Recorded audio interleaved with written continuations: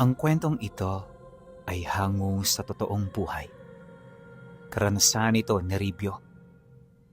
Taong 1956, Pisanan, Antique.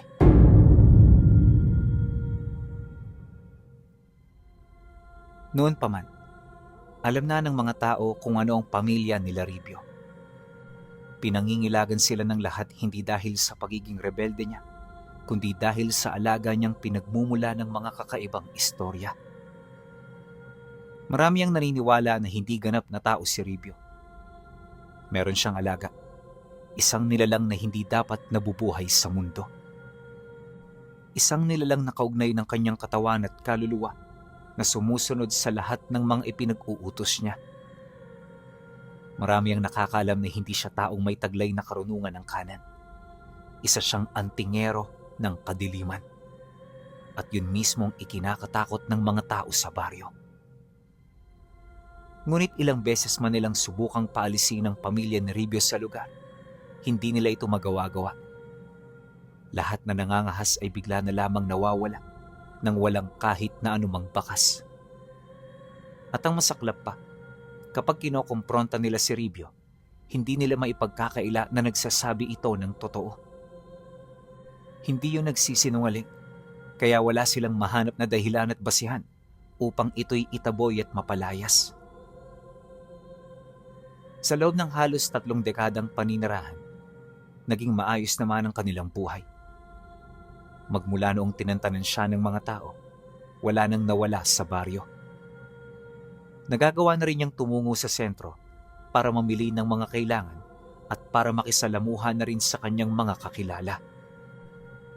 Gayunpaman, si Ribyo ay nanatiling bihilante sa lahat ng oras.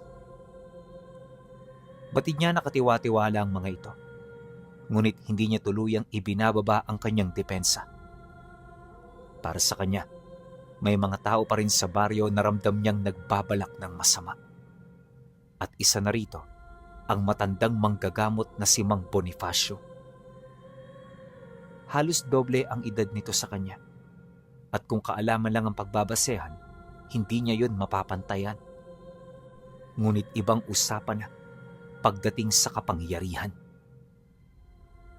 Maging siya man ay hindi maipagkakaila na matagal na niyang pinapanghasang kausapin ng matanda upang magkaalaman kung sino ang mas malakas sa kanilang dalawa. Subalit ang ganoong hangarin ay hindi basta-bastang nangyari. Gawa ng nagiging maingat din ang matanda sa kanya. Hanggang sa isang araw, nagulat siya ng personal itong bumisita sa kanyang lugar. Tinawid nito ang isang malaking sapa para lamang makarating kung saan siya nakatira. At nung magkita sila, napangiti ito habang dahan-dahang lumalapit. Siya naman noon ay nanatiling nakaupo sa loob ng kanyang bakuran. Hawak-hawak ang kape na bagong timpla niya. "Magandang hapon sa iyo, tanda. Ano magandang hangin na nagdala sa iyo rito?" Nang marinig ni Mang Bonifacio ang kanyang sinabi, bigla itong sumagot sa kanya ng, "May gusto lang sana kong itanong sa iyo, Ribyo. May alam ka ba sa mangkukulam na gumagamit ng batibat bilang sandata sa kanyang mga biktima? Kamakailan lang, nagkaroon ako ng ganyang pasyente. At pagkaraan ng 1 linggo, dumami sila ng dumami. Wala akong mahanap na sagot ukol sa insidenteng ito. Kaya nagdesisyon ako na lumapit sa iyo." Nang marinig ni Ribyo ang sinabi ng matanda, bahagya siyang napahinto sa pagkakape. Hindi niya inaasahan na may seryosong dahilan ng pagbisita nito sa kanya. Wala rin siyang naramdamang anumang panganib, kaya ang ginawa niya, sinagot niya ito sa kung ano ang respeto na ipinapakita nito sa kanya. "Bihira nga ang ganyang mga mangkukulam, kaya hindi niyo sila kilala. Madalang silang lumabas, ngunit sa oras na sila'y magparamdam, meron tong malaking dahilan. Ang mga pasyente mo ba'y miyembro o kamag-anak ng mga kakilala mong antingero?" "Oh, bakit? Paano mo nalaman?" Takang sagot naman ni Mang Bonifacio. Nang marinig ito ni Ribyo, Dito niya na inilahad ang kanyang mga nalalaman. Ngunit bago niya ituloy ang kanyang mga sasabihin, nilinaw niya sa matanda na hindi siya kaibigan. Kailan may hindi ito mangyayari, lalo pat magkaiba sila ng mga pinaniniwalaan. Posibleng nagalit ang pinuno ng mga mangkukulam. May mas matindi pang pag-atake maliban sa bagay na yan. Humanda kayo dahil marami sa inyong mamamatay. Huwag ka ring umasa na may susunod pang tulong mula sa akin. Dahil hindi akong tipo ng taong nakikisawsaw sa sigalot ng iba. Ang tulong na ibinibigay ko sa iyo ngayon, ipagpalagay na lang natin na bilang kagandahan ng loob ko. Matapos niya yung ilahad, itinaas niya ang kaliwang kamay niya sa hangin at doon nakita ng matanda ang pagtulo ng itim na likido sa garapon na nasa gitna ng kanyang palad. At nang mapuno ito, tinakpan niya yon ng maliit na piraso ng kahoy bago ibigay sa matanda. Ipainom mo ito sa kanilang mga biktima. Sa gayong paraan lulubayan sila ng mga batibat na nakadikit sa mga katawan nila. Huwag mo ring itatago ang sobra dahil ito'y isang makamandag na lason para sa mga katulad ninyo. At siya nga pala tanda, mag-iingat ka sa pagtawid sa ilog. May mga ikinalat ako diyang magindara na baka lumapa sa'yo. Nang marinig ito ng matanda, kaagad nitong kinuha ang garapon na iniabot niya. Pagkatapos ay nagpasalamat ito, tsaka umalis. At nang makalayo na si Tandang Bonifacio, tsaka pa lamang lumitaw sa kanyang likuran ang isang nilalang na matagal na niyang hindi ipinapakita sa tao.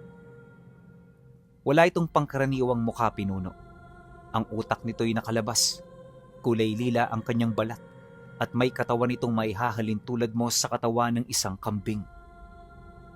Nakalutang ito sa ere, at maliban sa dalawa nitong kamay, may dalawa pa itong kamay sa likod na may nakabaong tig-aapat na mapupulang mga mata.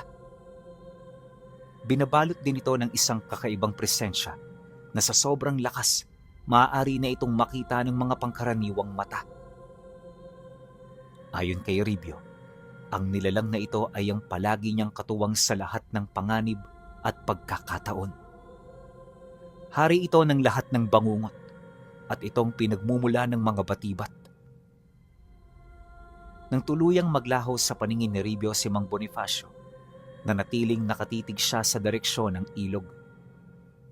Tahimik ang paligid, ngunit alam niyang may mga bagay na gumagalaw sa dilim na hindi kayang makita ng karaniwang tao. Dahan-dahan lumutang ang nilalang sa kanyang likuran. Hindi ito nagsalita. Hindi rin ito huminga. Subalit sa loob ng maraming taon nilang magkasama, sapat na ang presensya nito upang maunawaan ni Ribio ang ibig nitong iparating. May paparating na panganib. Nararamdaman mo rin ba? Tanong ni Ribio habang ibinababa ang tasa ng kape. Unti-unting gumalaw ang apat na matang nakabaon sa mga kamay ng nilalang. Isa-isa itong kumurap. Yon ang paraan ito ng pagsang-ayon. Napabuntong hininga si Ribio. Sa loob ng halos 30 taon, bihira siyang mabahala. Karamihan sa mga taong nagtatangkang sumalungat sa kanya ay agad na nawawala ng lakas ng loob. Ngunit iba ang pakiramdam niya ngayon. May mga matang nakamasid. May mga nilalang na gumagalaw sa malayong bahagi ng kanyang lupain. At higit sa lahat, may mga taong nagtitipon-tipon upang pag-usapan ang kanyang kamatayan. Mga antingero. Bulong niya. Sa kabilang panig ng bayan, sa isang lumang bahay na nakatayo sa gitna ng malawak na damuhan, nagkatipon ng 7 lalaki. Lahat sila ay may pangalan sa mundo ng mga nagtataglay ng pambihirang kakayahan.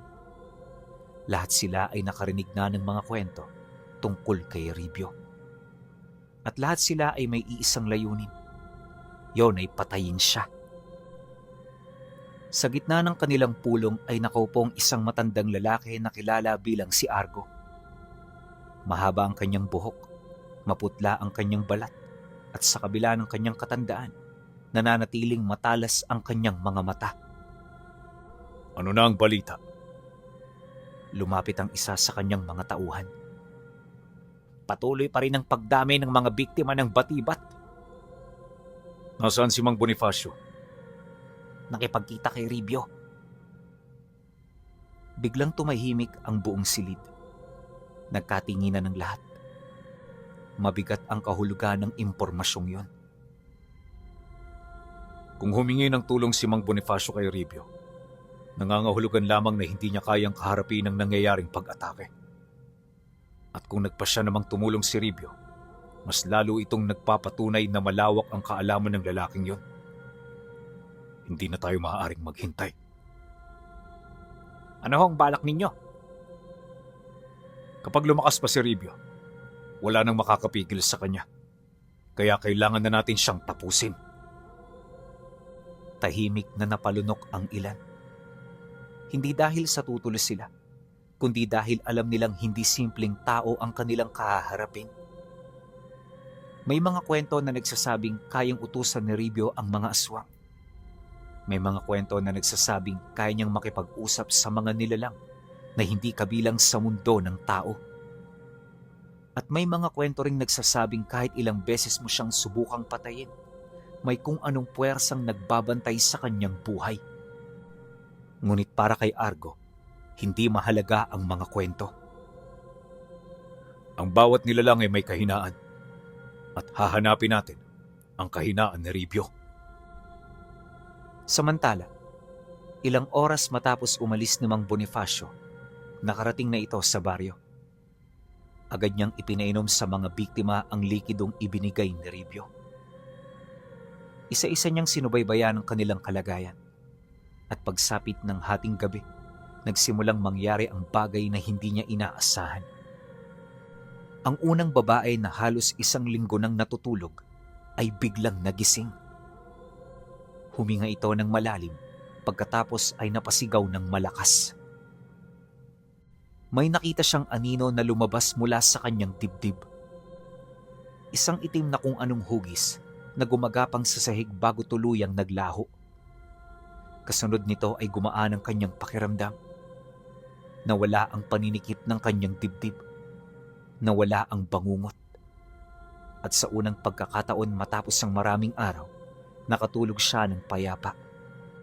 Ganito rin ang nangyari sa iba pang biktima. Lahat sila ay gumaling. Ngunit habang nagsasaya ang mga tao sa baryo, si Mang Bonifacio ay hindi mapalagay sapagkat may sinabi si Ribio na hindi niya makalimutan. Humanda kayo. Marami sa inyong mamamatay.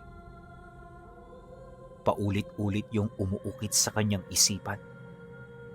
At habang lumalalim ang gabi, lalo niyang nararamdaman na may paparating na mas malaking unos.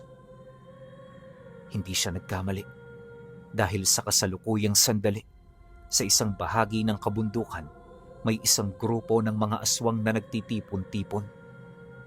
Hindi sila ordinaryong mga aswang. Sila ang mga tagapagpatupad ng isang matandang pinuno. At galit na galit ang kanilang pinuno.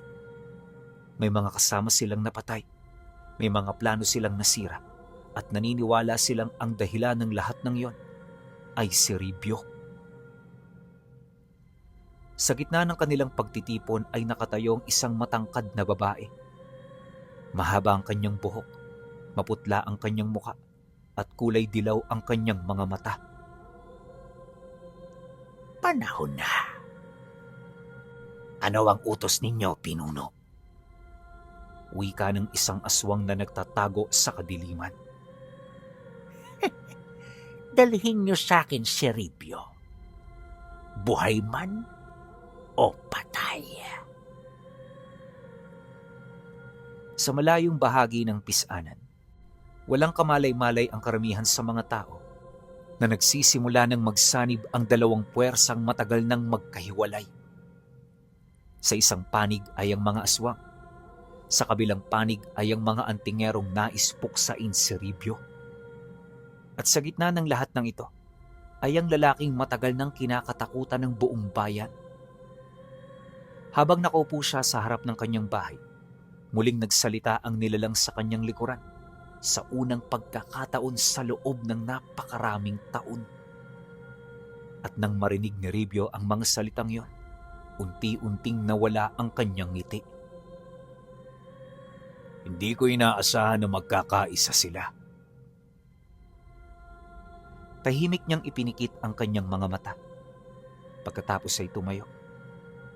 Kung nais siyang hanapin ng mga kaaway niya, dapat hindi siya iwasan. Ngunit isang bagay ang hindi alam ng mga ito. Matagal nang naghihintay si Ribyo ng isang digmaan. At maaaring sila mismong magsisi sa oras na tuluyan itong magsimula. Nagmistulang mas mabigat ang hangin ng gabing yon. Tahimik na nakatayo si Ribyo sa gitna ng kanyang bakuran habang nakatanaw sa madilim na kalangitan. Walang buwan.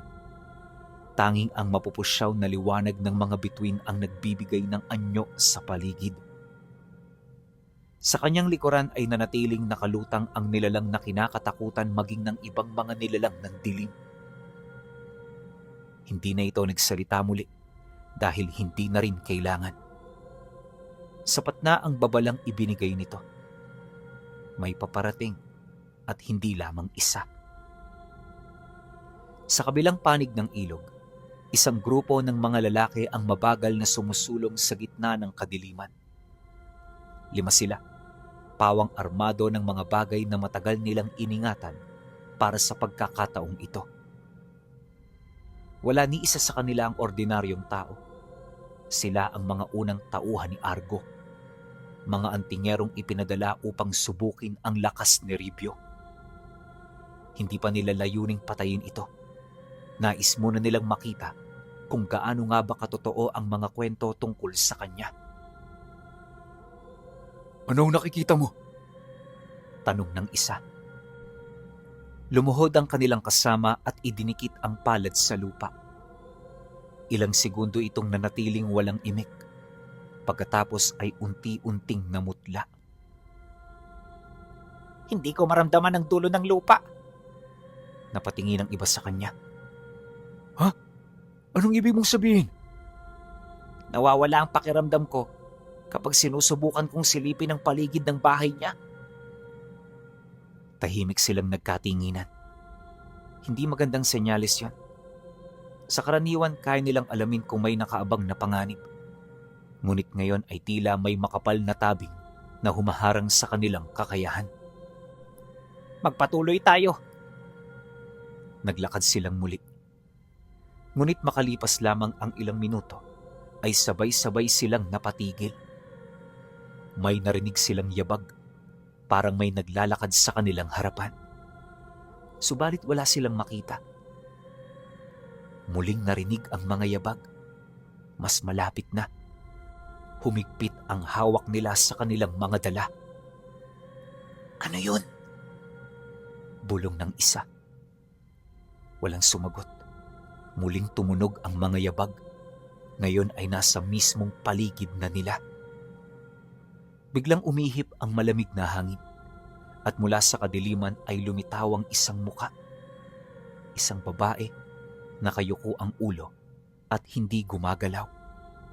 Napaatras ang isa sa mga lalaki. Isa siyang aswang!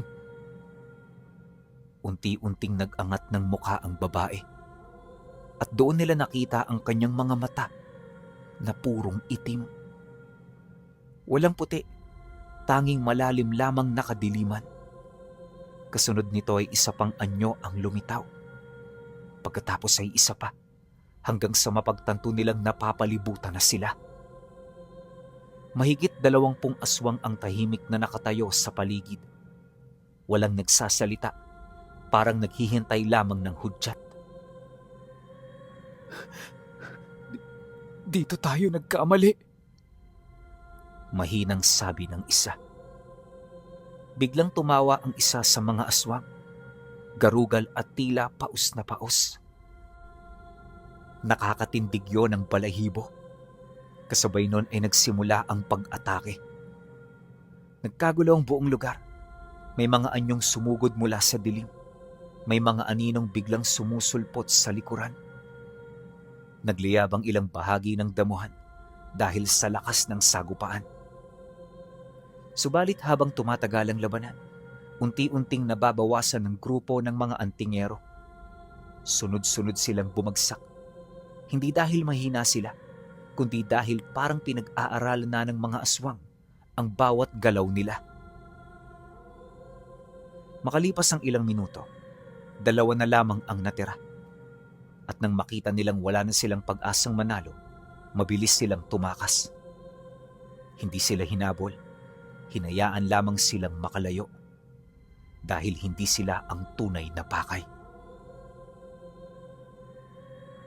Kinabukasan, tahimik na nakaupo si Argo nang dumating ang 2 niyang tauhan. Duguan ang kanilang mga katawan, halos hindi makatayo. Nang marinig niya ang kanilang ulat, bahagyang kumunot ang kanyang noo. Hindi si Ribio ang umatake? Hindi po. Sino? Nagkatinginan ng 2, pagkatapos ay sumagot. Mga aswang! Natahimik ang matanda. Maging siya'y hindi agad makapaniwala. Bakit po protektahan ng mga aswang si Ribio? Bakit sila magbabantay sa paligid nito? May connection ba talaga to sa kanila? Ilang sandali siyang napaisip. Pagkatapos ay tumayo. Tipunin ninyong lahat. Panahon na para malaman natin ang buong katotohanan. Samantala, sa bahay ni Ribio, tahimik siyang nakaupo habang pinagmamasdan ng isang malaking mangkok na puno ng tubig. Sa ibabaw nito ay lumilitaw ang mga larawan ng nangyari kagabi. Nakita niya ang 5 lalaki. Nakita niya ang kanilang paglapit. Nakita rin niya ang mga aswang na sumalubong sa kanila. Ngunit isang bagay ang nagpabagabag sa kanya. Hindi niya inutusan ng mga yon. Wala siyang ipinadalang tagabantay at lalong wala siyang ibinigay na kautusan sa mga aswang na yon. Pinuno. Dahan-dahang lumingon si Ribio sa nilalang sa kanyang likuran. Ano yon? Unti-unting gumalaw ang mga matang nakabaon sa mga kamay nito. Pagkatapos ay tumitig sa hilagang bahagi ng bayan. Naramdaman agad ni Ribio ang ibig nitong sabihin. May mas malaking puwersang kumikilos. May isang nilalang na nag-uutos sa mga aswang at tila ang nilalang na yon ay interesado rin sa kanya. At doon nakaramdam siya ng pananabik, hindi dahil sa takot at mas lalong hindi dahil sa kaba. Sapagkat kung sino man ang nasa likod ng mga pangyayaring ito, malinaw na hindi ito ordinaryong kalaban. Pagsapit ng gabi, isang kakaibang balita ang kumalat sa buong bayan. May 3 baryong sabay-sabay na nakaranas ng pagkawala ng mga alagang hayop. May mga kalabaw na natagpo ang pugot ang ulo. At may mga baboy na parang sinipsip ang dugo. At sa bawat lugar na yon, may iisang bakas na naiwan. Malalaking yapak, masyadong malaki upang maipaliwanag ng sino man. Nang makarating ang balitang yon kay Mang Bonifacio, agad siyang kinabahan. Dahil nakita niya ang ganoong bakas noon. Maraming taon na ang nakalipas. Panahon ng kanyang kabataan. Panahon kung kailan halos malipol ang isang buong pamayanan dahil sa pag-atake ng mga aswang. Agad siyang nagtungo kina Argo. Pagdating niya roon ay nadatnan niyang nagtitipon-tipon ang mahigit 20 antingero. Nagulat siya. Hindi niya inaasahang ganong karami ang mga ito. Mang Bonifacio, ano ang kailangan ninyo? Bati ni Argo.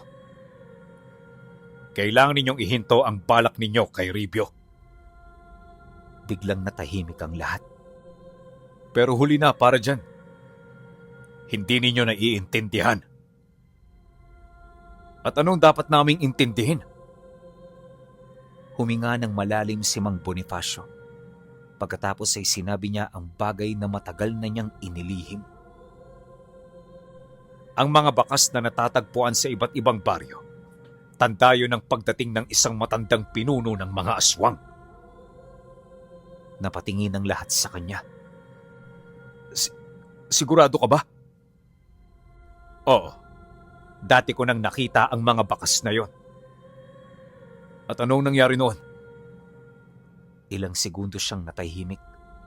Pagkatapos ay mahina siyang sumagot. Mahigit 100 tao ang namatay. Kasabay ng kanyang mga salita ay isang malakas na kulog ang umalingaw-ngaw sa labas. At sa malayong bahagi ng bayan, sa tuktok ng isang burol, may isang babaeng nakatanaw sa kumikislap na mga ilaw ng mga kabahayan. Dilaw ang kanyang mga mata, maputla ang kanyang balat, at sa kanyang likuran, daan-daang aswang ang naghihintay sa kanyang utos. Unti-unti siyang ngumiti. Sa wakas, malapit na niyang makaharap ang lalaking matagal na niyang hinahanap. Si Ribyo. Hindi nakatulog si Mang Bonifacio ng gabing iyon. Paulit-ulit na bumabalik sa kanyang isipan ang mga pangyayaring nasaksihan niya noong kabataan niya. Mga sigaw, mga bahay na nilamon ng apoy, mga bangkay na nakahilera sa gitna ng daan. At ang pinakakinakatakutan niya sa lahat, ang mga matang dilaw na nakamasid mula sa dilim. Mahigit 40 taon na ang lumipas mula noon. Inakala niyang hindi na muling babalik ang ganoong trahedya. Ngunit ngayon, ramdam niyang papalapit na naman ito. Samantala, sa bahay ni Ribyo, tahimik lamang siyang nakaupo sa ilalim ng isang malaking punong kahoy. Hindi siya natutulog, hindi rin siya nagpapahinga. Nakatingin lamang siya sa kawalan habang tila may pinakikinggan. Sa kanyang likuran ay nanatiling nakalutang ang nilalang na kanyang katuwang. Biglang kumurap ang 4 nitong matang nakabaon sa mga kamay. Kasunod nun ay naramdaman niya ang kakaibang pagbabago sa hangin. May paparating at hindi ito nagtatago. Dahan-dahan siyang tumayo, tumingin sa direksyon ng hilaga. Pagkatapos ay ngumiti. Sa wakas! Makalipas ang ilang minuto, sa tuktok ng isang mataas na burol na tanawang malaking bahagi ng pisanan, nakatayo ang babae na pinuno ng mga aswang. Humahampas ang malamig na hangin sa kanyang mahabang buhok. Sa kanyang paligid ay tahimik na nakaluhod ang dose-dose ng mga aswang. Walang nangangahas magsalita. Lahat ay naghihintay lamang ng kanyang pasya.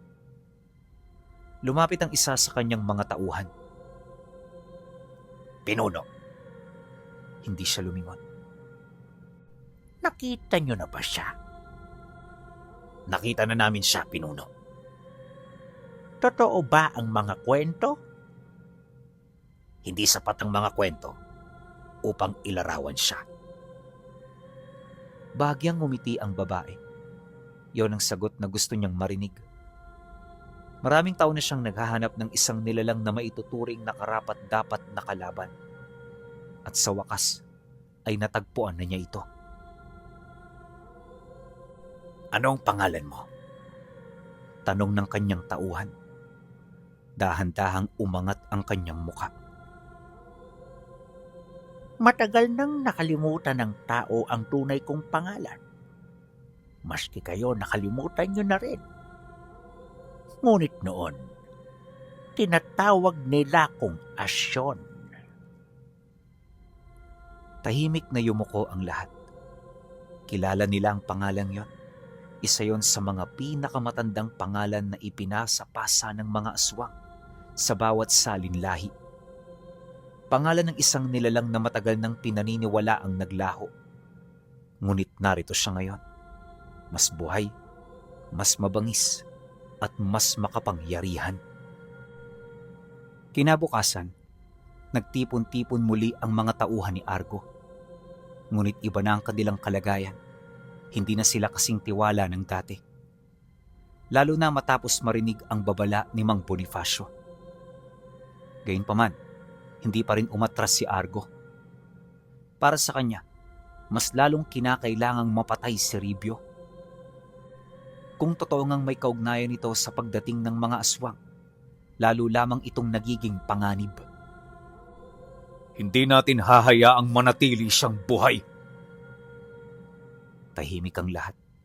Pagkatapos ay nagsalita ang isa sa mga pinakamatandang kasama niya.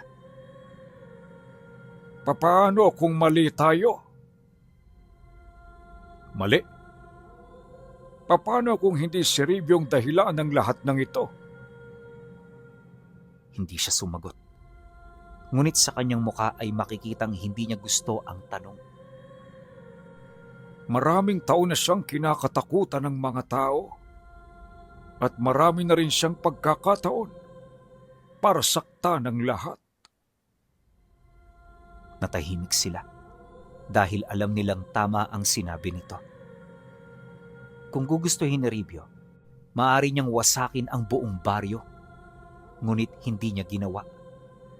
Hindi siya naging mabuting tao, ngunit hindi rin siya naging halimaw. At yon ang bagay na lalong nagpapalabo sa kanilang paghusga. Pagsapit ng hapon, may isang batang lalaki ang tumatakbo patungo sa bahay ni Mang Bonifacio. Hingal na hingal ito, halos hindi makapagsalita. Tay! Tao po! Ano yan? May mga taong nawawala sa kabilang baryo. Agad siyang sumama sa binata. Nang makarating sila roon, nadatnan nila ang isang nakakatakot na tanawin. Tahimik ang buong lugar. Walang mga tao sa daan. Parang iniwan ng lahat ang baryo. Ngunit nang buksan nila ang unang bahay, natagpuan nila ang dahilan. May bangkay sa loob. Pagkatapos ay isa pa. Sunod-sunod. Marami ang namatay. Ngunit may mga bakas din ng mga nakaligtas. Pero mas nakapagtataka, walang bakas ng pakikipaglaban. Parang basta na lamang nawala ang kanilang buhay. Namutla si Mang Bonifacio dahil alam niya ang ibig sabihin nito. Hindi ito gawa ng ordinaryong aswang. May mas makapangyarihang nilalang na kumikilos. At sa gitna ng baryo ay may nakita siyang marka sa lupa. Parang bakas ng isang nilalang na hindi dapat umiiral. Napakabilis. Bulong niya. Hindi pa man nagsisimula ang tunay na labanan. Marami nang namamatay. Sa parehong oras, tahimik na naglalakad si Ribio sa gilid ng ilog. Nag-iisa, hindi niya kasama ang kanyang nilalang. Hindi rin niya kasama ang sinuman. Para bang may hinihintay siya. At hindi nagtagal, ay dumating nga ito. Mula sa kabilang pangpang, ay dahan-dahang lumitaw ang isang babae. Tumigil siya sa tapat ni Ribio. Walang nagsalita sa loob ng ilang segundo.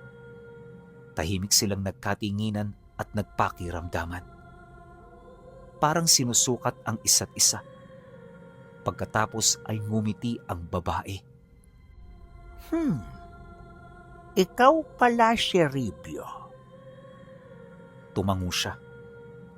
At ikaw naman, si Asyon. Bahagyang nagulat ang babae. Alam mo ang pangalan ko? Matagal ko nang alam. Muling tumahimik ang paligid. Umihip ang hangin at bahagyang gumulo ang pagdaloy ng tubig sa ilog. Sa mga sandaling yon, nakaramdam ng kakaibang pananabik si Asyon. Hindi siya natatakot, ngunit naramdaman niyang iba ang lalaking nasa harapan niya. Hinanap kita sa loob ng napakaraming taon. Kaya pala dumarami ang mga aswang sa Antique. Hindi ako naparito para sa mga tao. Naparito ako para sa iyo. Hindi nagbago ang kanyang ekspresyon. Parang inaasahan na niya ang sagot. At bakit mo naman ako hinahanap? Dahan-dahang naglakad si Asyon papalapit. Hanggang sa ilang hakbang na lamang ang pagitan nila. Pagkatapos ay sinabi niya ang bagay na matagal na niyang itinatago. Pinatay mo ang aking kapatid. At nang marinig niya ito, bahagyang nagbago ang mukha ni Ribyo. Naalala niya, mahigit 20 taon na ang nakalipas. May isang nilalang na nagtangkang lusubin ang kanyang lupain. Isang makapangyarihang aswang, isa sa pinakamalakas na nakaharap niya noon. At matapos ang isang buong gabi ng labanan, tuluyan niya itong napatay. Ngayon ay naiintindihan niya na ang nilalang na yon ay kapatid pala ni Asyon. Kaya pala. Tumango ang babae. Napakatagal kong naghintay. At ngayon, dumating na ang araw na aking inaasam. Unti-unting nawala ang kanyang ngiti. Kasabay noon ay nagbago ang hangin sa paligid. Ang damuhan ay nagsimulang gumalaw. Ang tubig sa ilog ay tila nanginig. At mula sa malayo, rinig na rinig ang mga sigaw ng daang-daang aswang.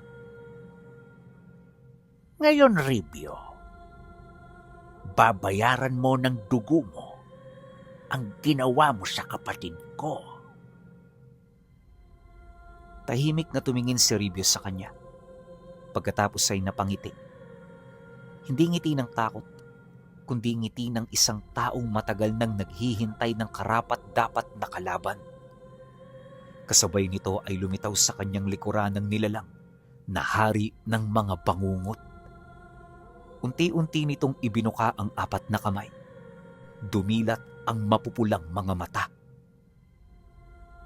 At sa mga sandaling yon, naramdaman ni Asyon ang isang bagay na matagal na niyang hindi nararanasan.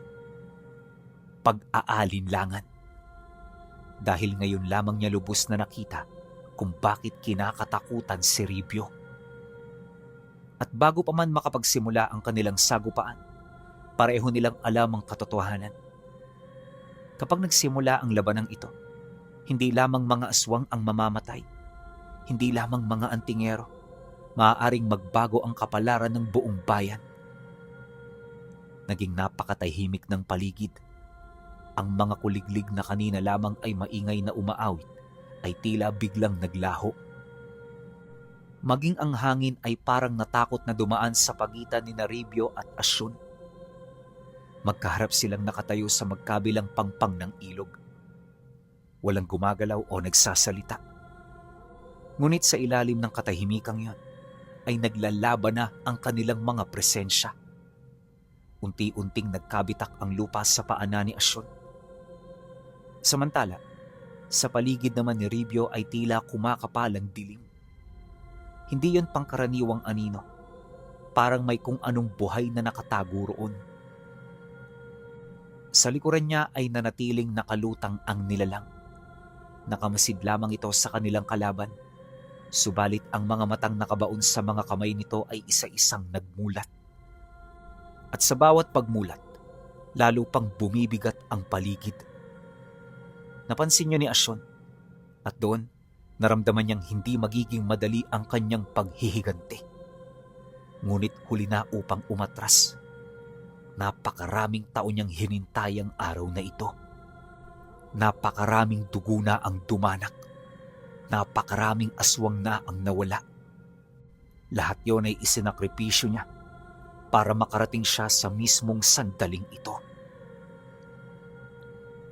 Kaya ikaw ang dahilan ng pagkawala ng aking kapatid. Hindi sumagot si Ribyo. Nakatingin lamang siya. Hindi niya kailangang magpaliwanag. Hindi niya kailangang humingi ng tawad. At lalong hindi niya kailangang ipagtanggol ang sarili. Alam niya ang katotohanan na ang kapatid nito ang unang sumalakay. At ang ginawa niya ay tanging pagtanggol lamang sa mga nasasakupan niya. Kung ganon, dito na rin magtatapos ang kwento mo. Wika ni Asyon. Kasabay ng kanyang mga salita, ay biglang naglaho ang kanyang anyo. Parang usok na tinangay ng hangin. Subalit hindi man lang natinag si Ribyo. Dahil alam niyang hindi yun pag-atras, kundi ito ay isang pag-atake. Biglang sumabog ang tubig sa ilog. Mula sa ilalim nito ay lumitaw ang nilalang. Napakabilis, halos hindi makita ng karaniwang mata. Ang kanyang mga kuko ay diretsyong tumama sa dibdib ni Ribyo. Ngunit sa mga sandaling yon, tumunog ang isang malakas na kalabog. Parang bakal na nagbanggaan. Napatigil si Asyon dahil hindi gumalaw si Ribyo at hindi rin siya nasugatan. Nakabaon lamang ang kanyang mga kuko sa hangin sa harapan nito. Parang may hindi nakikitang pader na humarang sa kanya. Agad siyang umatras. Kasunod nun ay biglang kumilos ang nilalang sa likuran ni Ribyo. Hindi ito sumugod, hindi ito lumapit, kundi tumingin lamang ito. At sa isang iglap ay nakaramdam si Asyon ng matinding sakit sa ulo. Napahawak siya sa kanyang sentido. Parang may daan-daang tinig na sabay-sabay na sumisigaw sa kanyang isip. Napaatras siya ng ilang hakbang. Ano ito? Bulong niya. Ngayon lamang niya naranasan ang ganoong uri ng pag-atake. Samantala, si Ribyo ay nanatiling kalmado. Hindi pa siya gumagalaw. Parang sinusukat lamang niya ang lakas ng kanyang kalaban. At yon ang lalong ikinainis ng nilalang. Muling umalingaw-ngaw ang kanyang sigaw. Kasunod nito ay ang pagsugod ng dose-dosenang mga aswang mula sa dilim. Ngunit bago pa man sila makarating, biglang dumilim ang buong paligid. At mula sa anino sa paanan ni Ribyo ay may mga kamay na umusbong. Mga kamay na kulay abo, mahahaba at puno ng mga matang mapupula. Isa-isang hinatak ng mga itong mga aswang. May mga napasigaw, may mga nagtangkang tumakas, ngunit huli na. Sa loob lamang ng ilang segundo ay naghalo ang mahigit 20 aswang. Parang hindi sila umiran at doon napatigil si Asyon. Maging siya'y hindi makapaniwala. Hindi niya inaasahang ganong kalawak ang kapangyarihang hawak ni Ribyo. Tsaka pa lamang niya naunawaan kung bakit nabigo ang kanyang kapatid. Hindi ito nakalaban ng tao. Ang nakabangga nito, ang isang bagay na higit pa sa karaniwang tao. Sa kabilang panig naman ng bayan, tahimik na nakamasid si Argo mula sa mataas na bahagi ng isang burol. Kasama niyang mahigit 30 antingero. Lahat sila ay nakatingin sa malayong bahagi kung saan nagaganap ang labanan. Kahit napakalayo nila, ramdam nila ang lakas ng mga puwersang nagbabanggaan. Parang may lindol sa ilalim ng lupa. Parang may unos na paparating. At habang tumatagal ay lalo silang kinakabahan. Kung ganyan kalakas si Ribyo, maaaring malipol tayo. Sigurado ka ba, Argo, na itutuloy natin ang ating mga plano? Hindi ka man lang ba nasisindak sa nararamdaman mo ngayon? Hindi agad sumagot si Argo. Nakatingin lamang siya sa malayo. Pagkatapos ay dahan-dahang ngumiti. Mas mabuti na nalalaman na natin ngayon ang kanyang kapasidad. Huwag kayong magpapasindak, mga kapatid. Gaano mang kalakas ang kalaban, meron at meron itong kahinaan. Tandaan ninyo, ang demonyo ay natalo ng isang taong hinirang ng Panginoon. Matapos nitong magwika, doon nila naramdaman ang mabilis na pag-atras ni Asyon kasama ang mga natitira nitong mandirigma at gabunan. Tumakas ito, Ngunit hindi ito nangangahulugan na hindi na yun babalik. Matapos naman itong masaksihan ni Ribyo, itinigil na niya kung anuman ang kanyang ginagawa. Naniniwala siya na hindi pa roon magtatapos ang lahat, subalit hindi niya yon dapat na problemahin pa. Sa isip-isip niya, haharapin na lamang niya ang kahit na sinong magtatangka sa buhay niya at manggugulo sa lugar kung saan siya nakatira. 3 araw ang lumipas matapos ang unang sagupaan ni Ribyo at Asyon. Sa paningin ng mga karaniwang mamamayan, tila bumalik sa dati ang lahat. Muling nagbukas ang mga pamilihan. Muling narinig ang tawanan ng mga bata. Muling umusok ang mga lutuan sa bawat tahanan. Ngunit para sa mga nakakaramdam ng mga puwersang hindi nakikita ng ordinaryong tao, malinaw na may nagbabadyang kapahamakan. Sa bawat pagsikat ng araw ay mas lalong bumibigat ang paligid. Sa bawat pagdilim ng gabi ay mas lumalakas ang mga sigaw mula sa malalayong kabundukan. At sa bawat oras na lumilipas, mas dumarami ang mga aswang na pumapasok sa bayan. Hindi sila nagkakalat ng lagim, hindi sila nangangaso, hindi sila umaatake. Para silang mga sundalong naghihintay lamang ng utos. At yun mismo ang ikinakabahala ni Mang Bonifacio. Mas mapanganib ang isang kaaway na matalino at marunong gumawa ng taktika. Sa kabilang dako naman, tahimik na nakaupo si Ribyo sa gilid ng ilog. Pilit niyang sinasariwa at iniisip ang magiging resulta ng mga nangyayaring gulo. Sa kanyang harapan ay nakalatag ang isang malaking bilog na marka sa lupa. Dahan-dahang umiikot ang itim na usok sa loob nito. At mula sa kailaliman ng usok ay unti-unting lumitaw ang mga mukha. Mga mukha ng mga nilalang na matagal nang hindi nakikita ng tao. Mga nilalang na minsang lumakad sa daigdig noong panahon na hindi pa ganap na naitatayo ang mga unang kaharian. Isa-isa silang yumuko kay Ribyo.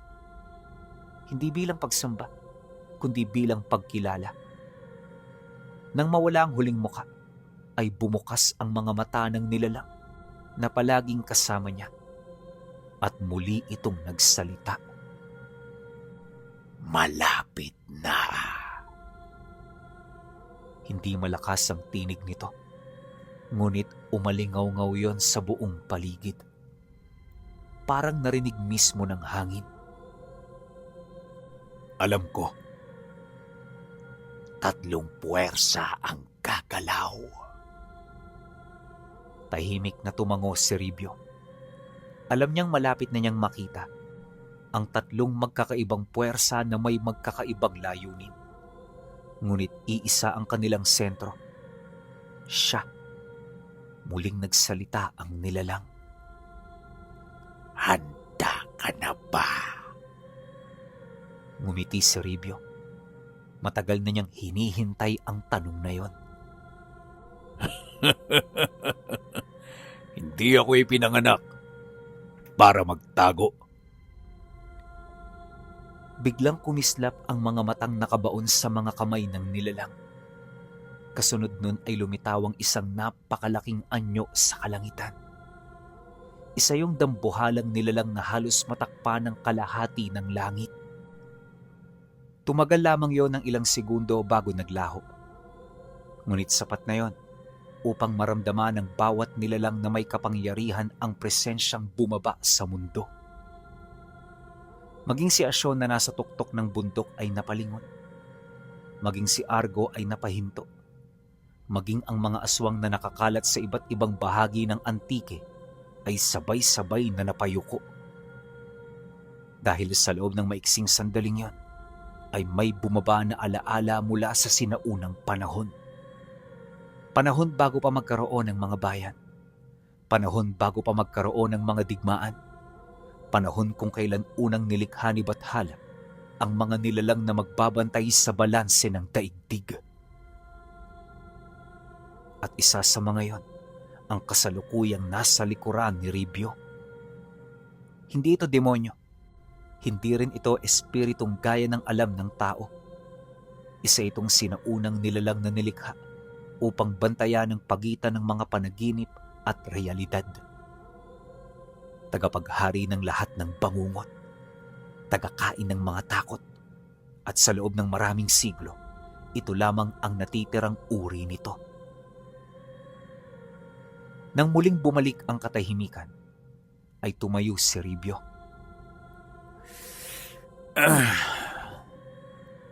Panahon na. Samantala, sa lihim na pinagtitipunan ng mga antingero, nagkakaisa ang 40 mandirigma. Ito na ang pinakamalaking pagtitipon ng kanilang samahan. May mga manggagamot. Nakalatag sa harapan nila ang iba't ibang uri ng mga karga at agimat. Naroon din ang mga bihasa sa mga sinaunang orasyon. At meron ding mga mandirigmang buong buhay na naglaan sa pakikipaglaban sa mga nilalang ng dilim. Nakatayo si Argo sa gitna nila. Ngayong gabi natin tatapusin ang lahat. May ilan na napalunok. May ilan na yumuko. May ilan ding hindi maitago ang kaba. Ngunit walang umatras. Yun ang dahilan kung bakit pinili sila ni Argo. Hindi sila mga taong tumatakbo mula sa panganib. Sabay-sabay nilang inilabas ang kanilang mga agimat at dahan-dahan nilang pinagsanib ang kanilang mga panalangin. Biglang lumiwanag ang buong paligid. Parang may maliit na araw na sumikat sa gitna ng gabi. At sa malayong bahagi ng bayan, naramdaman yon ni Ribyo. Bahagya siyang napangiti, ngunit hindi lamang siya ang nakaramdam nito. Sa kabundukan, unti-unting tumayo si Asyon. Kasunod niya ang daang-daang aswang. Nakangiti siya dahil alam niyang nagsisimula na ang digmaan. At sa gabing yon, 3 hukbo ang sabay-sabay na gumalaw. Mula sa hilaga, dumating ang mga aswang. Mula sa timog, kumilos ang mga antingero. At sa gitna ng lahat ng iyon, ay nakatayo si Ribyo. Mag-isa lang. Habang papalapit ang 2 puwersa, ay tila mismong kalikasan ang nagbibigay babala. Lumakas ang hangin, dumilim ang langit, nagsimulang kumulog, at saka bumuhos ang ulan. Ngunit walang sino man ang umatras, hanggang sa tuluyang magkita ang 3 panig sa malawak na kapatagan malapit sa ilog. At sa unang pagbagsak ng kidlat, sabay-sabay na sumugod ang mga hukbo. Umalingaw-ngaw ang sigawan ng mga aswang. Kasabay nito ang malalakas na orasyon ng mga antingero. At sa gitna ng kapatagan, nanatiling nakatayo si Ribyo. Hindi siya gumagalaw. Parang naghihintay lamang siya ng tamang sandali. Ang unang nakaabot sa kanya ay isang dambuhalang gabunan na halos 2 beses na mas malaki sa tao. Nakabuka ang bibig nito habang inilalantad ang hanay ng matutulis na pangil. Isang malakas na dagundong ang sumabog nang tumalo nito patungo kay Ribyo. Ngunit bago pa man ito makalapit, biglang bumuka ang anino sa kanyang paanan. Parang naging likido ang lupa at mula roon ay umusbong ang 10 mahabang kamay na kulay abo. Agad nilang sinunggaba ng gabunan. Pilit naman itong nagpumiglas habang walang habas na nagwawala. Ngunit walang nangyari. Unti-unti itong hinatak pababa ng mga kamay hanggang sa tuluyang lamunin ng kadiliman. At nang mawala ang halimaw, tila wala itong iniwang bakas. Natahimik maging ang ilang aswang na nakasaksi. Maging ang mga antingero ay napahinto. Ngayon lamang nila lubos na nakita ang tunay na antas ng kapangyarihan ni Ribyo. Subalit wala ng panahon para mamangha. Dahil sa kabilang panig ng kapatagan, nagsimula na ang tunay na pagdanak ng dugo.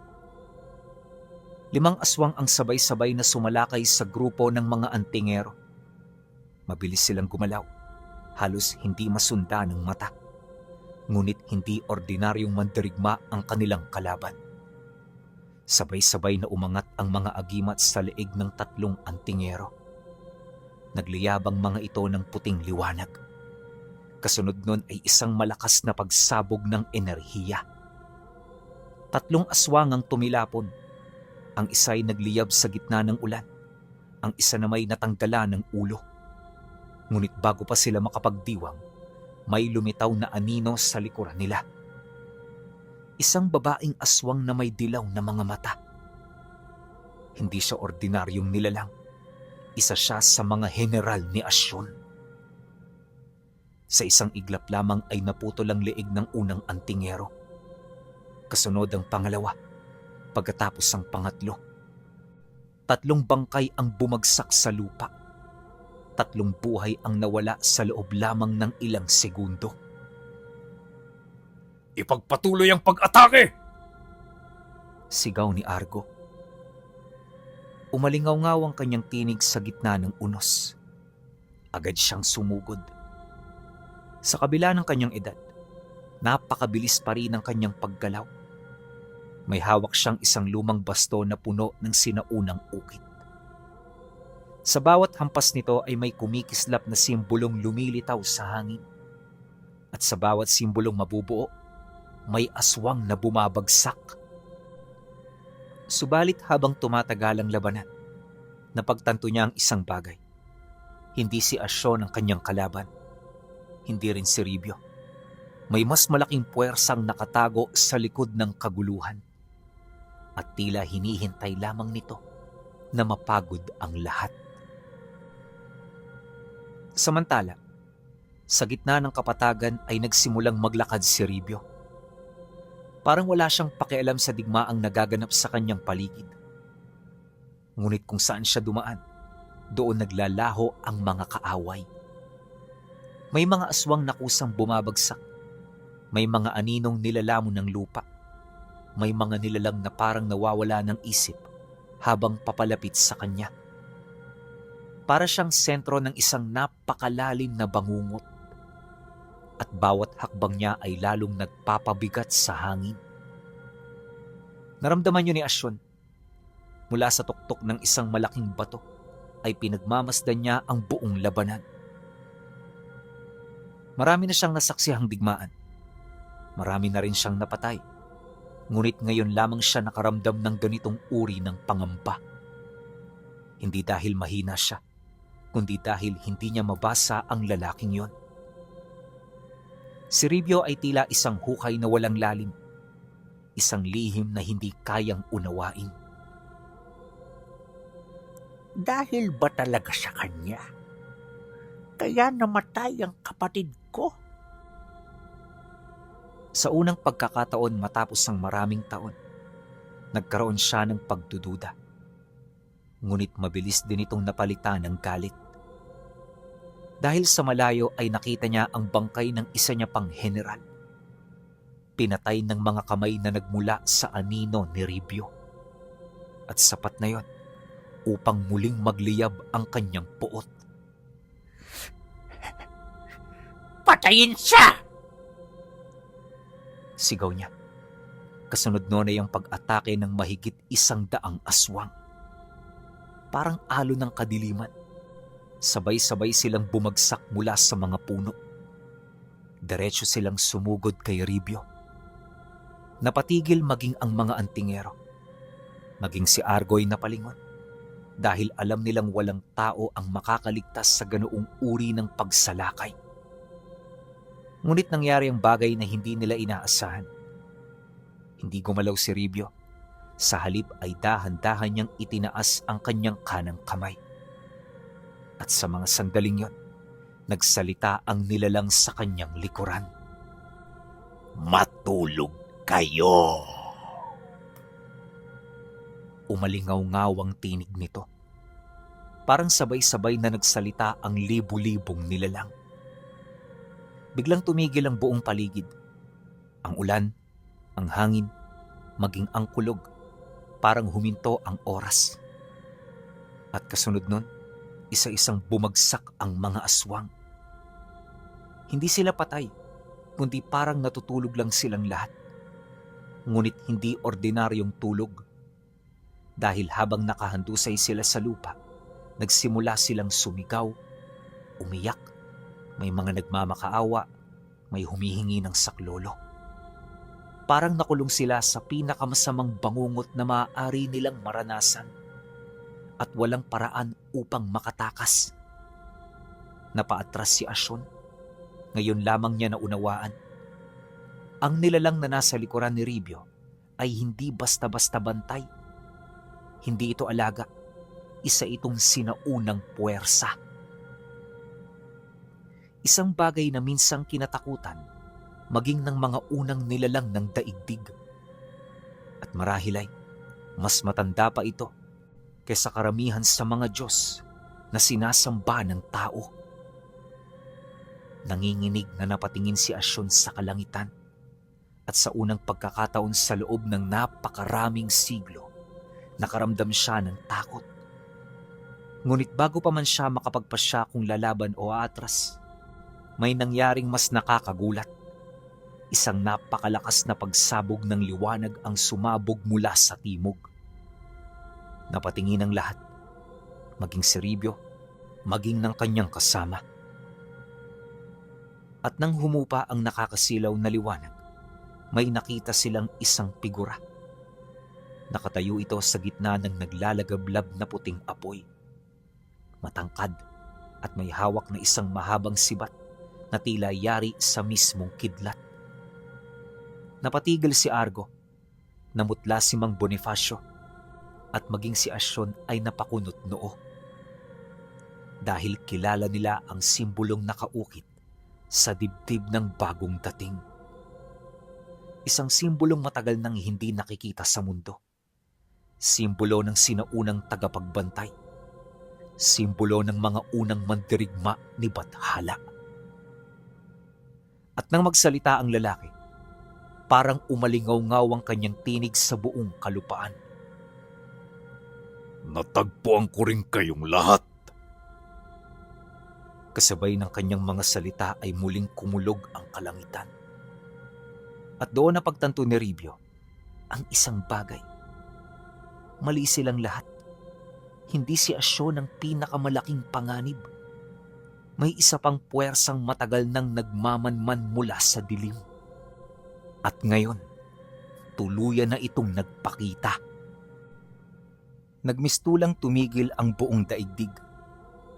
Walang gumalaw, walang nangahas na magsalita. Maging ang mga sugatang aswang na nag-aagaw buhay sa putikan ay napatingin sa bagong dating. Ang lalaking nakatayo sa gitna ng puting apoy. Kapansin-pansin ang suot nitong baluti na tila yari sa lumang panahon. At sa bawat bahagi ng kanyang katawan ay may mga ukit na kumikislap sa tuwing dumadagungdong ang kalangitan. Ang bawat sibat na hawak niya ay hindi pangkaraniwang sandata. Parang buhay, parang may sariling tibok. At sa tuwing gagalaw ito, ay tila sumasabay ang kidlat sa kanyang kilos. Si Argo ang unang nagsalita. Halos pabulong. Imposible. Napalunok si Mang Bonifacio. Kilalang-kilala niya ang anyong yon. Hindi bilang tao, kundi bilang alamat. Isang pangalang ipinasa pa sa lamang sa pinakamatatandang manggagamot at antingero. Isang pangalang halos wala nang naniniwala. Ngunit ngayon ay nasa harapan na nila. Siya si Lakan Taloran. Parang kidlat na tumama sa lahat ang pangalang yon. Maging ang ilang matatandang antingero ay namutla. Dahil ayon sa mga sinaunang salaysay, si Taloran ay isa sa mga unang tagapaghukom. Mga mandirigmang nilikha upang bantayan ang balanse sa pagitan ng tao at mga nilalang na hindi dapat nangingibabaw sa mundo. At kapag lumilitaw ang isa sa kanila, may malaking kapahamakan na paparating. Tahimik na nakatingin si Ribyo. Hindi siya nagulat at mas lalong hindi siya natakot. Ngunit seryoso ang kanyang muka at yon ang unang beses na nakita yon ni Asyon. Hindi mo ito inaasahan, ano? Tanong ng babaeng pinuno ng mga aswang. Hindi sumagot si Ribyo. Patuloy lamang siyang nakatingin sa bagong dating. Samantala, sa gitna ng kapatagan, unti-unting humupa ang puting apoy. Lumakad si Taloran. Sa bawat paghakbang niya ay kusang naglalaho ang putik sa kanyang dinaraanan. Parang mismong lupa ang nagbibigay daan sa kanya. Nang makarating siya sa gitna ng tatlong puwersa, ay itinarak niya ang kanyang sibat sa lupa. Biglang umalingaw-ngaw ang napakalakas na dagundong. Nagbitak ang kapatagan. Nagtaasa ng tubig sa ilog. At ang mga ulap sa kalangitan ay tila nahati sa gitna. Pagkatapos ay nagsalita siya. Narinig ko ang pag-iyak ng balanse. Mababaw ang kanyang tinig, ngunit malinaw na malinaw. Parang naririnig siya ng bawat nilalang sa loob ng maraming milya. Narinig ko ang sigaw ng daigdig. At natagpuan ko ang dahilan. Dahan-dahang umikot ang kanyang tingin sa mga aswang, sa mga antingero, at sa huli, kay Ribyo. Tumigil doon ang kanyang mga mata. Ikaw. Ako. Muling kumulog. Ngunit sa pagkakataong ito, ay tila may kakaibang bigat ang paligid. Parang may dalawang sinaunang puwersa na nagsusukatan. Maraming siglo kitang hinanap. Wika ni Taloran. At maraming siglo rin akong nagtago. Sagot ni Ribyo. Napatigil ang lahat dahil maliwanag na hindi ito ang unang pagkakataong narinig nila ang pangalan ng isa't isa. Parang matagal na silang magkakilala o matagal nang nakatadhana ang kanilang pagkikita. Nasaan ang iba pa? Tanong ni Taloran. Hindi agad sumagot si Ribyo. Pagkaraan ng ilang sandali, ay tumingin siya sa kalangitan. Wala na. Patay na. Sa unang pagkakataon ay bahagyang nagbago ang mukha ng mandirigma. At ikaw na lang ang natira. Tumango si Ribyo. Muling natahimik ang paligid. Ngunit hindi na unawaan ng karamihan ang kanilang pinag-uusapan. Maliban sa isang nilalang, ang kasama ni Ribyo, unti-unting kumurap ang mga matang nakabaon sa mga kamay nito. Sa sandaling yon, tila bang nagpakita ito ng interes. Pagkatapos ay nagsalita.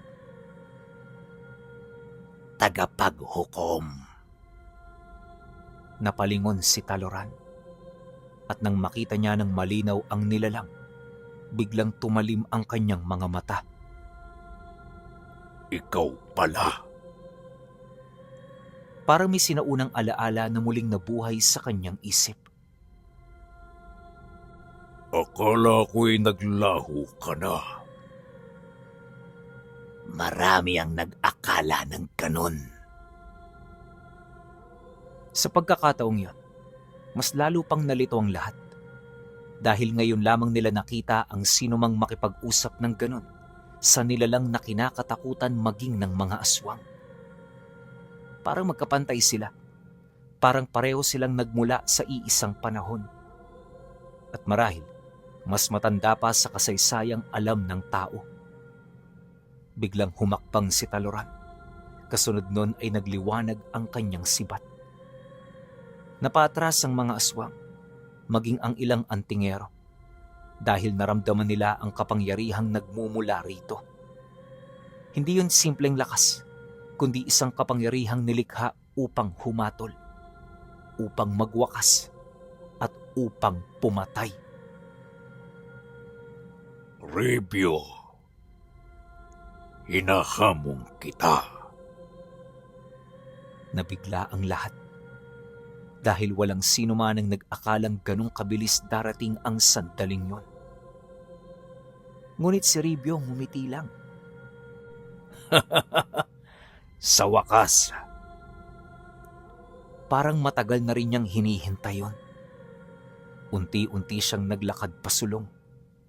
Kasabay noon ay nagsimulang kumapalang kadiliman sa kanyang paligid. Nagsimulang gumapang ang mga anino.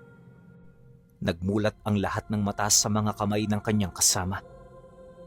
At sa kauna-unahang pagkakataon, simula nang magsimula ang digmaan, lumabas ang tunay na kapangyarihan ni Ribyo. Ang langit ay nagdilim, ang mga bituin ay nawala. At sa likuran niya ay may nagsimulang mabuo. Isang napakalaking anyo, mas malaki pa sa simbahan. Isang nilalang nayari sa kadiliman at bangungot. At nang tuluyan itong mabuo, napatigil maging si Asyon. Hindi dahil sa takot, kundi dahil sa pagkabigla. Dahil ngayon lamang niya nakita ang kabuuan ng nilalang. Hindi ito alaga ni Ribyo, ni hindi ito isang gabay.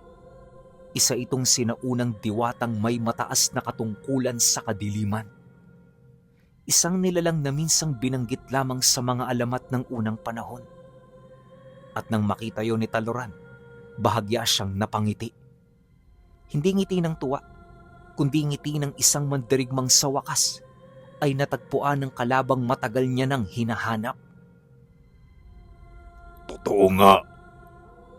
Sa katawan mo nagtatago ang diwatang tatapos ng lahat ng aming problema. Nagtaasan ng balahibo ng lahat dahil wala ni isa sa kanila ang nakakaalam kung ano ang ibig sabihin nun. Ngunit malinaw na may lihim na nakatago sa katauhan ni Ribyo. Isang lihim na mas matanda pa sa digmaan ng mga aswang, mas matanda pa sa mga antingero, at posibleng mas matanda pa sa mismong bayan ng Pisanan. Biglang bumukas ang kalangitan. Isang higanteng kidlat ang bumagsak. Kasabay nito ay sumugod si Taloran. Kumilos na rin si Ribyo hanggang sa nagbanggaan ng sibat at ang itim na enerhiya. Isang pagsabog ang yumanig sa buong lupa. Nagtaasan ng tubig sa ilog. Nagliparan ng mga bato. At maging ang mga kaharian ng laman lupa sa ilalim ay nayanig at nawasak. Sa gitna ng pagsabog ay walang makakita kung sino ang nakalamang.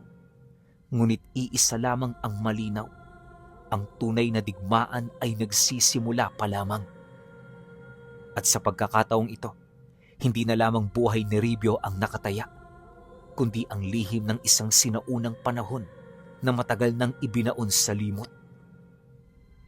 Ang pagsabog na dulot ng unang banggaan ni Ribyo at Taloran ay umalingaw-ngaw sa buong Antique. Sa malalayong baryo, nagising ang mga natutulog. Sa kabundukan nagliparan ang mga ibon. Maging ang mga nilalang na matagal nang nagtatago sa kailaliman ng kagubatan ay napilitang sumilip sa dilim. Sa gitna ng makapal na usok at nagliliparang lupa, walang makakita kung sino ang nakalamang. Ngunit nang unti-unting humupa ang alikabok, nakita ng lahat ang dalawang figura. Nakatayo pa rin, hindi umurong, hindi bumagsak. At doon unang naunawaan ni Argo at Asyon ang isang katotohanan. Wala pa ni isa sa kanila ang gumagamit ng buong lakas. Para lamang silang sumusubok, nagsusukat, at kumikilala sa kapangyarihan ng bawat isa. Parang dalawang sinaunang puwersang matagal nang itinadhana ang muling nagkita. Tahimik na bumangon ng hangin. Unti-unting lumutang ang mahabang buhok ni Taloran. Samantala, sa likuran naman ni Ribyo ay lalo pang luminaw ang anyo ng dambuhalang nilalang. Doon ay nagsalita ito ulit. Huwag mo nang ituloy. Napatingin si Taloran. Hindi ako naparito upang umatras. Alam ko. Ngunit alam mo rin kung ano ang mangyayari. Muling natahimik ang paligid. Tila may mga salitang hindi nauunawaan ng mga nakikinig. Mga lihim na tanging sila lamang ang nakakaalam. Pagkaraan ng ilang sandali, ay ibinaba ni Taloran ang kanyang sibat. Napakunot noo si Asyon. Anong nangyayari? Bakit ayaw nilang magpatuloy? Wika ni Argo. Pagkatapos ay nagsalita si Taloran. Sabihin mo sa kanila. Hindi siya kay Ribyo nakatingin, kundi sa nilalang sa kanyang likuran. Ito na ang tamang panahon.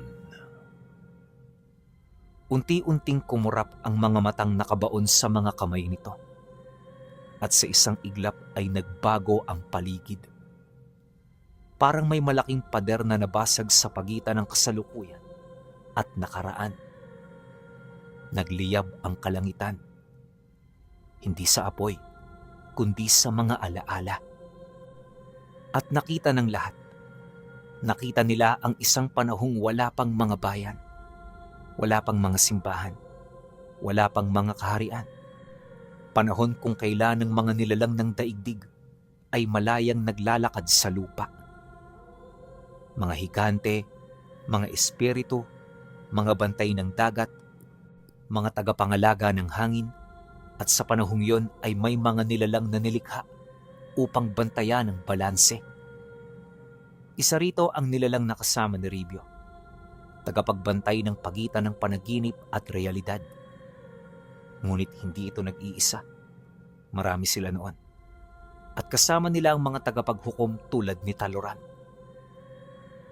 Sa loob ng mahabang panahon ay naging maayos ang lahat. Hanggang sa dumating ang kasakiman. May mga nilalang na naghangad ng higit na kapangyarihan. May mga nilalang na nagnasang mamuno. At nagsimula ang unang digmaan. Isang digmaang halos sumira sa buong daigdig. Libu-libong taon ang lumipas. Isa-isang nawala ang mga sinaunang tagapagbantay. Isa-isang naglaho ang mga tagapaghukom. Hanggang sa 2 na lamang ang natira. Si Taloran at ang nilalang nakasama ni Ribyo. Ngunit may isa pang lihim at doon napatingin ang lahat kay Ribyo dahil nakita nila ang isang batang lalaki. Nag-iisa, sugatan, nakaluhod sa gitna ng kagubatan at sa kanyang harapan ay ang sinaunang nilalang. Doon nila naunawaan, hindi natagpuan ni Ribyo ang nilalang. Hindi niya ito inalagaan. Hindi niya ito inutusan. Siya ang pinili nito. Pinili bilang tagapagmana, bilang tagapag-ingat, bilang huling tagapagdala ng isang kapangyarihang hindi dapat mapunta sa maling kamay. Namutla si Argo, napayuko si Mang Bonifacio, at maging si Asyon ay natahimik. Dahil sa unang pagkakataon ay nakita nila ang buong katotohanan. Hindi kailanman naging halimaw si Ribyo. Hindi rin siya naging mananakop. Hindi siya naghangad ng kapangyarihan. Sa loob ng maraming dekada ay ginawa lamang niya ang tungkuling iniatang sa kanya. Ang bantayan ng isang kapangyarihang maaaring magwasak sa mundo kapag napunta sa maling nilalang. Unti-unting naglaho ang mga alaala at muling bumalik ang lahat sa kasalukuyan. Tahimik, mabigat, walang nagsasalita hanggang si Asyon ang unang bumasag sa katahimikan. Kung ganon, hindi mo pala pinatay ang kapatid ko dahil sa kasakiman. Siya pala ang unang umatake. Naramdaman ni Asyon ang sakit na matagal na niyang kinimkim. Mahigit 2 dekada siyang nabuhay sa galit, sa paghihigante, sa paniniwalang may utang na dugo si Ribyo. Ngunit ngayon, alam niyang hindi ganon kasimple ang lahat. Unti-unti niyang ipinikit ang kanyang mga mata at nawala ang galit niya. Pagmulat niya ay iba na ang kanyang muka. Pagod, malungkot, ngunit payapa. Pagod na ako. Mahinang sambit niya. At sa mga salitang iyon, ay tila nabunutan ng tinik ang kanyang puso. Samantala, si Argo naman ay nakayuko. Naalala niya ang lahat ng taong hinikayat niyang kalabanin si Ribyo. Lahat ng taong nasawi dahil sa maling pag-aakala. Lahat ng taong naniwalang ang kinakatakutan nila ay kaaway. Dahan-dahan siyang lumapit, huminto sa harap ni Ribyo at yumuko. Hindi bilang pagsamba, kundi bilang paghingi ng tawad. Patawad, Ribyo. Tahimik lamang na tumango si Ribyo. Wala siyang galit, wala siyang hinanakit, dahil alam niyang likas sa tao ang matakot sa hindi nila nauunawaan. Ngunit bago pa tuluyang matapos ang lahat, muling nagsalita si Taloran. At ang kanyang mga sumunod na salita ang nagpatahimik sa lahat. Hindi pa tapos. Napalingon silang lahat. Tama na. Tapos na ang digmaan. Umiling ang tagapaghukom. Hindi yun ang tinutukoy ko. Tahimik na tumingin si Taloran sa sinaunang nilalang. At sa unang pagkakataon ay nakita nila ang lungkot sa kanyang mga mata. Panahon na. Unti-unting natahimik ang buong paligid.